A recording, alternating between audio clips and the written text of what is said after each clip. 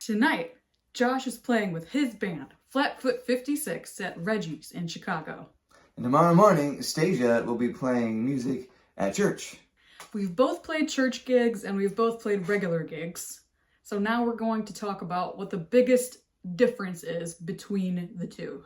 Before we get into that though, Josh, could we for a second talk about what the big similarities are between a church gig and a commercial gig?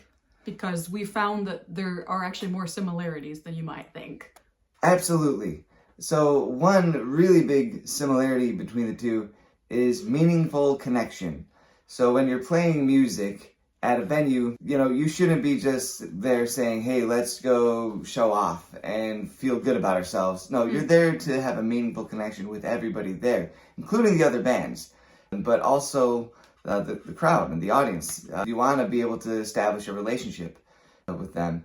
And in a similar format at a church, when you're playing music, worship music, it's all about meaningful connection, with God and the congregation. Another similarity is a sense of discovery. When you go to a show or concert, you don't know what you're going to find, but there's some excitement there. You're going to find some form of truth or some fact or some maybe people or a feeling, something that you never had known or even thought of before is going to pop out from a song or maybe something that the band says or someone that you meet at the show is there. And the same thing for at a church, during a worship service or, pretty much the whole thing.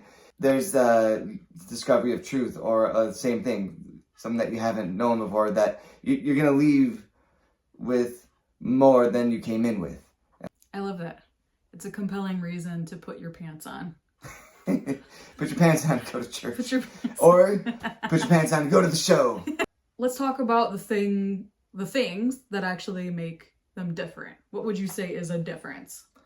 So one of the huge differences is song selection. So when you're playing a normal gig at, say, a bar or music venue or coffee house, when you're building a set list, it's a show. And you may have some cover songs, but you're going to be mostly doing originals. Unless you are a cover band, but that's a different video altogether. But you're going to have your original music, and it's going to be focused on, whatever artistic drive you have. And at a church, it's going to be mainly worship songs or hymns. It's, in a sense, a bunch of covers. That's kind of the format at a church. But the main point is you're going to be playing songs people are familiar with. So songs that people can connect mainly with God. Which brings us to the heart of the answer, which is the big difference.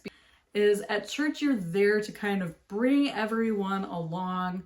You're all focused on this one goal together, which is ultimately to worship God, to give God the glory. So you, as the person who's standing in front of everyone, even though you're standing there and everyone's eyes are on you for a while, your job is to try to blend into the song, to lend your voice in service of that one main goal. Whereas in a commercial gig, it's okay for you to be the center of attention. You are there to entertain. You're there to help people have fun. So for you as a musician, what this will mean, practically speaking, is when you're singing a song, you're not going to do as many vocal runs that the congregation won't be able to match. You want to choose things that you're doing with your voice and your instruments that basically the audience can follow along.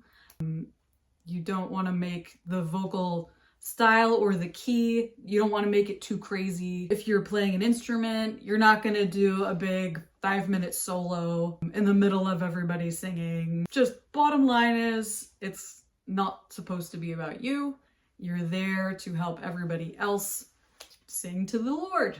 You don't want to be a distraction. Right. So that's it from us. Thanks for watching. Comment below with anything that we missed or that you would have said differently, etc. Bye.